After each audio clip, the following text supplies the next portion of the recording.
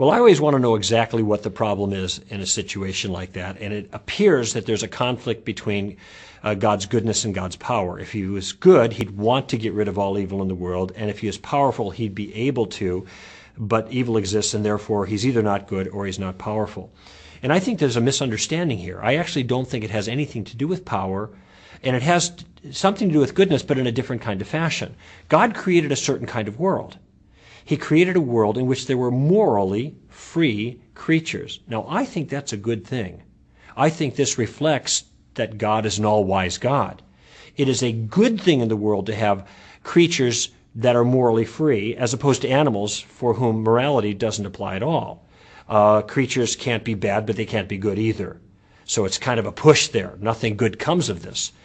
Human beings can be bad and they can be good. There's a possibility for great evil, but there's a potential for great good when you have moral freedom. Now, here's the catch. Power has nothing to do with the problem of evil, given that scenario. I was in the Ukraine earlier this year, and I was teaching a bunch of Christians on some of these issues. We were talking about the problem of evil. And there's a big burly guy in the front of the room. His name was Vitaly. And I said, Vitaly, come on up here. I've got a paper clip. You're a big, strong guy. Bend this paper clip into a square. So he grabbed the paper clip and, of course, did a good job of bending it into a square. I said, okay, now bend this paper clip into a circle. That was a little more difficult, but he worked with it for a little while. We got kind of the resemblance of a circle. I said, fine, you did it. Okay, now I want you to bend it into a square circle.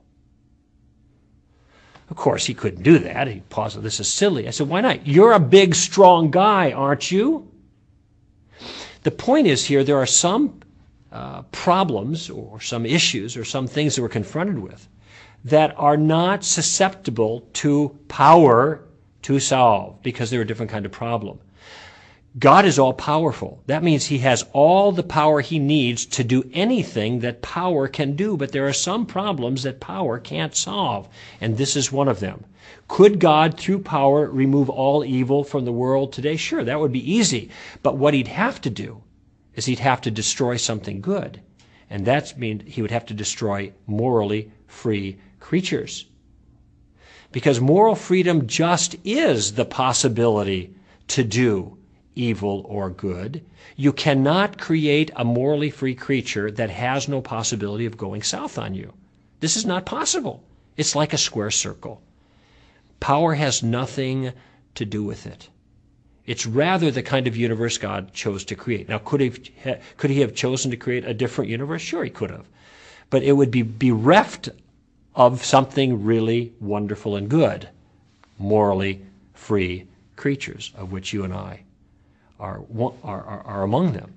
I'm not the first one to make this observation, but it's ironic that people spend much of their energy trying to get God out of their life and ignoring God and disbarring him from any involvement in public life. And then when everything goes crazy and falls down around their ears, then they wonder, where is God? Well, they've been getting rid of God in everything they've been doing. They've been spitting in his face, slapping his face, ignoring him, denying him, and rebelling against him.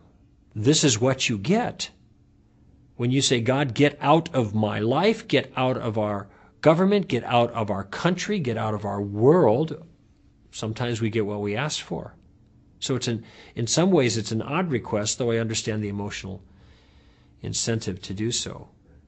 Well, this is the question, isn't it? And I think there's kind of an interesting answer to this, and when I give it, I don't think it's going to be so mysterious. This kind of implies that people make decisions for rational reasons only.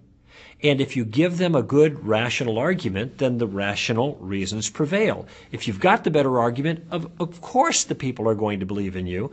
They don't believe in you, the majority, therefore you must not have the better argument. But the fact is, it is actually quite rare that people make their decisions based on rational reasons. Rather, people make their decisions based on other things. A lot of people make their decisions based on emotional reasons. They may have had bad experiences. They may have bad experiences with people of, say, the Christian religious group. They may have good experiences with people of another religious group. They may have family connections and family ties that make it very, very difficult for them to make a change of religion. There are all kinds of emotional reasons that compel people to believe and decide the way they do. I mean, if you think about your own experience, I'm sure there's plenty of times you realize that was not smart, what that person did, but I understand why they did it. Not because they were thinking carefully, but because they were reacting. There was an emotional thing going on. So you have rational reasons. You also have emotional reasons. You also have prejudicial reasons. Sometimes people have never considered any other options, and they're not interested in it. They think with blinders on. They are genuinely narrow-minded in that they're not willing to consider any other ideas outside of their own camp. They've made up their mind before the facts are in. They're prejudiced for their own view and against others. And so that influences them to make the wrong decision when some other decision would be brighter, would be smarter. And finally, the fourth reason is, some people are just bullheaded. And you know what I'm talking about? And when it comes to religious issues, I think the hardest thing for people to do is to bend the knee. They do not want to bend the knee. I understand that. I didn't want to bend the knee for 23 years. But that's human nature, fallen human nature.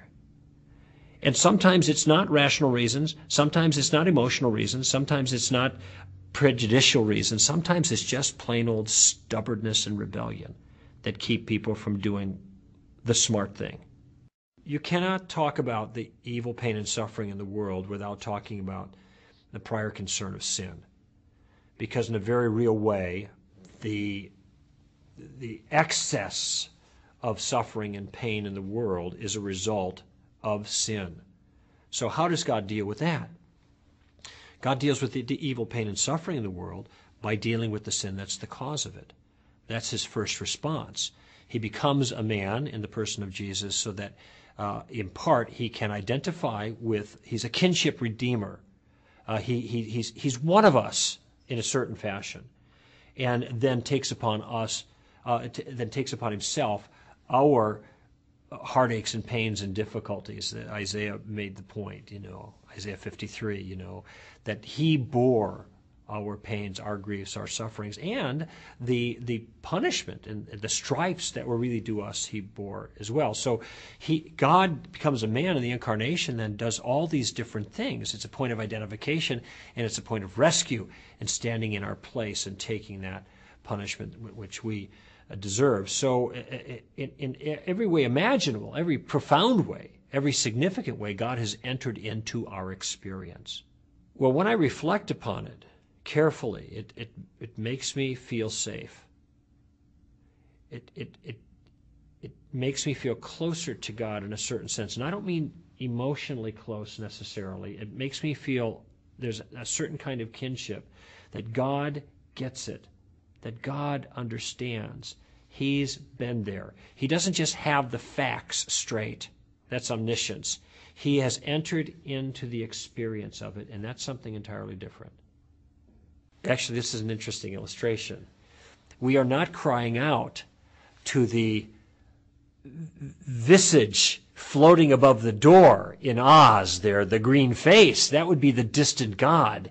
Indeed, there is someone like us who's behind the curtain, a human being with whom we can actually relate, that is in some way involved with pulling the levers.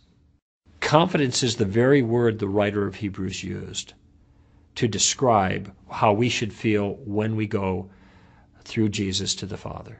Because we have in Jesus the Messiah, as he describes it, a great high priest who it isn't that he doesn't know how to relate to us. He really has gone through all of these things, and he has become that sacrifice so that we can have confidence to go before the Father. We have access to the Father through him. We have confidence that he will understand, and he gets it.